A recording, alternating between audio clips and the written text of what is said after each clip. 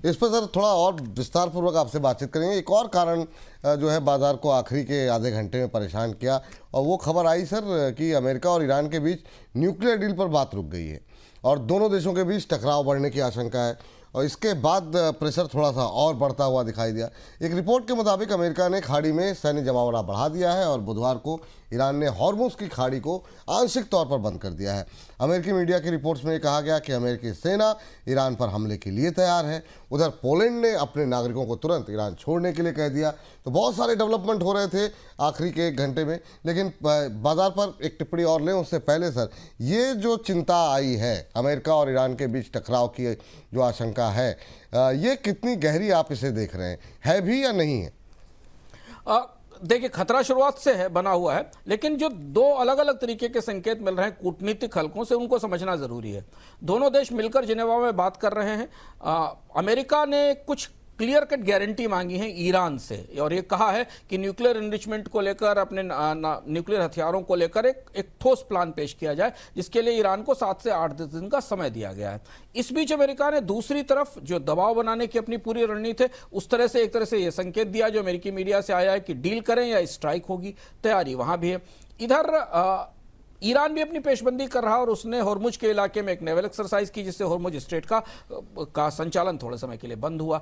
तो ये पूरा कंफ्यूजन कच्चे तेल की कीमतों में मजबूती लेकर आया। हमने जो बढ़ोतरी देखी $70 $71 के आसपास पहुंची, और उसका असर हमें भारतीय बाजार पर, भारतीय बाजार के सेंटीमेंट पर दिखाई दिया, डॉलर की मजबूती के तौर पर दिखाई दिया। हालांकि गोल्ड या बाकी जो एसेट्स हैं, जो ऐसी सिचुएशन में जब सिक्योरिटी रिस्क बनती है तेजी से बढ़ती, वैसी बढ़ोतरी हमें नहीं दिखी। लेकिन अभी भी परिस्थिति स्पष्ट नहीं है कि ये टकराव की तरफ जाएगा, सहमति की तरफ जाएगा।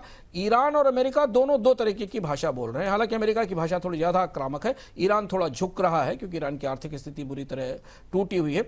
ईरान इस कोशिश में है कि कोई सहमति बन जाए। बातचीत अभी यहां टिकी हुई है कि तेहरान ने कहा कि हमारे बहुत सीरियस गंभीर चर्चाएं हुई हैं, और वाशिंगटन ने कहा है कि जब तक उसकी मांगों को स्पष्ट रूप से नहीं माना जाता है और डिटेल्ड प्लान जिनेवा राउंड के फॉलोअप का नहीं दिया जाता है, ईरान पर हमले का खतरा बना रहेगा। तो यह अनिश्चितता आपको आने वाले दिनों में बराबर बनती दिखाई देगी। और चूंकि दुनिया के शेयर बाजार तेजी से पर थे, रिकॉर्ड तेजी पर थे, भारतीय शेयर बाजारों में भी काफ़ी अच्छी रिकवरी हाल फिलहाल में दिखाई दी थी, अमेरिका में भी दिखाई दी थी। तो ऐसा मौका था जहां मुनाफा वसूली आ सकती थी, तो मुनाफा वसूली हमें दिखाई दी। तो ये जो अनिश्चितता के बादल आपने बताए सर, अब यहाँ से अगर हम भविष्य को लेकर के अगर हम बातचीत करें तो कई सारी चिंताएं हैं। एक तो ये जो अनिश्चितता US ईरान वाली आपने बताई, इसको लेकर के अभी क्रूड कैसा बिहेव करेगा, 4% की तेज़ी हमने देखी, उसी का असर, उसी से लोग परेशान हो गए कि शायद और तेज़ी आ सकती है। AI की चिंताएं अभी समाप्त नहीं हुई हैं। FIs की तरफ से थोड़ी बैंक ट्रेड डील के बाद थोड़ी करके आती हुई दिखाई दी। आज के भी नंबर्स आ गए सर, 880 करोड़ रुपए की बिकवाली आई है आज तो इस महीने, लेकिन तब भी नंबर उतने निराशाजनक नहीं है। 1000 करोड़ के आसपास की बिकवाली है FIs की टोटल। लेकिन आज DIs ने भी बेचा सर कैश में 596 करोड़ की। तो ये सब कुछ देखते हुए क्या अभी आगे भी बाजार को मतलब हर रैली के बाद थोड़ा ठहरना पड़ेगा, पीछे आना पड़ेगा, फिर कुछ ट्रिगर मिलेंगे? तो वो जो एक रफ्तार, क्योंकि हम एक साल नहीं चले थे, तो अभी भी वो उत्साह बाजार के अंदर क्या आने में अभी समय लगेगा? कैसे देख रहे हैं आगे की दिशा? वो एक तरफा जो रैली है, जो एक तरफा तेजी है, ये वो माहौल या वो तो संगीत नहीं दिख रहा है बाजार में स्पष्ट रूप से।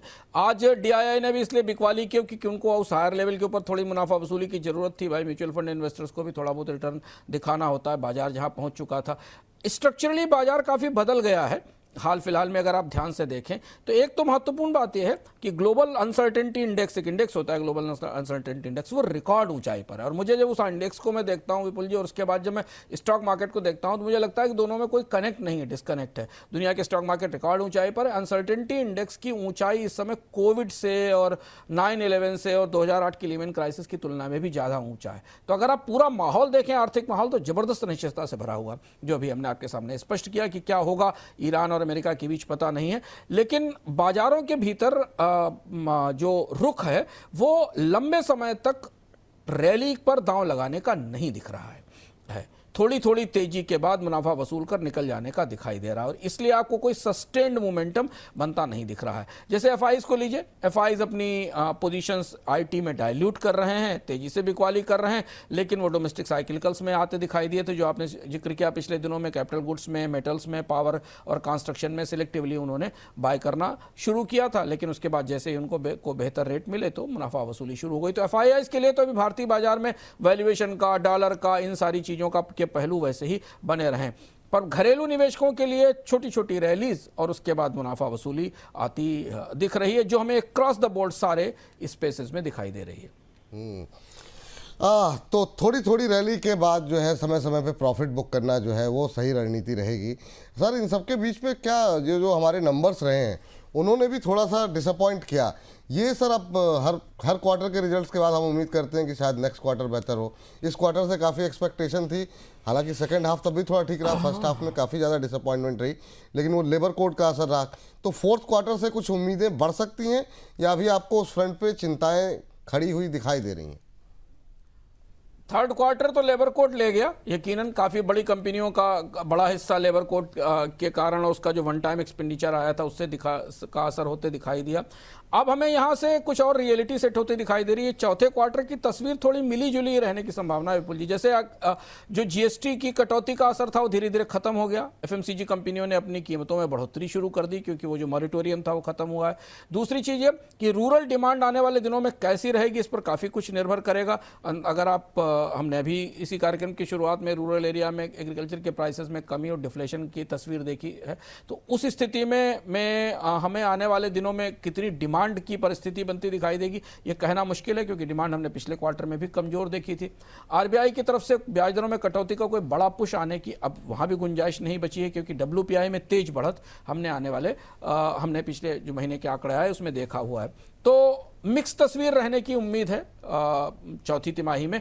कोई बड़ी रिकवरी या कोई बड़ा सरप्राइज आएगा इसके संकेत अभी तक हमें नहीं दिख रहे हैं किसी तरह से, लेकिन जो कुछ सेक्टर जिन्हें फ़ायदा आने वाले दिनों में अमेरिका में ट्रेड में एक्सपोर्ट खुलने का, खासतौर से टेक्सटाइल ज्वेलरी को मिलेगा, उनके स्टॉक्स थोड़ा बेहतर ढंग से परफॉर्म कर सकते हैं। बाकी तो चूंकि बाजार पहले ही काफ़ी ऊंचा है विपुल जी, तो काफ़ी कुछ आप बैंक स्टॉक्स को देख लीजिए, इवन जिन आईटी कंपनियों के पास कुछ भी नहीं था ऐसा, तब भी उनके स्टॉक्स थोड़े हवा में ऊपर चले गए। तो बाजार पहले से भी काफ़ी ऊंचा और काफ़ी वैल्यूएशंस हाई हैं, तो इसलिए थोड़ा सतर्क रहने की ज़रूरत है। थोड़ा सतर्क रहने की ज़रूरत है। बाकी डेली बेसिस पे कौन से सेक्टर, किन शेयरों पे नज़र रखें, उसके लिए सुबह से ही हमारे कार्यक्रम रहते हैं। सुबह 10 बजे तमाम एक्सपर्ट्स का पैनल हमारे साथ रहेगा। बाकी ये अभी के लेटेस्ट नंबर्स आपकी स्क्रीन पर हैं, तो हर अपडेट जो भी आ रही है वो आप तक पहुंचाना हमारा कर्तव्य है। 880 करोड़ के आसपास की कैश के नंबर हैं ये सारे। एफआईज की तरफ से बिकवाली की गई, डीआईज ने भी आज बेचा 600 करोड़ के आसपास। कई बार ऐसा होता है एफआईज जब बेच रहे होते हैं तो डीआईज की खरीद से थोड़ा समझ जाता है, तो आज दो तरफा जो बिकवाली रही उसका प्रेशर जो है वो थोड़ा ज़्यादा देखने को मिला।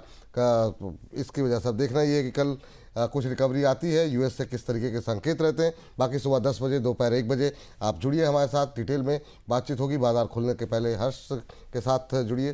सुबह 8 बजे से ही हमारे कार्यक्रम शुरू हो जाते हैं, लेकिन इन सब के बीच में आगे बढ़ते हैं और अगली खबर का रुख करेंगे।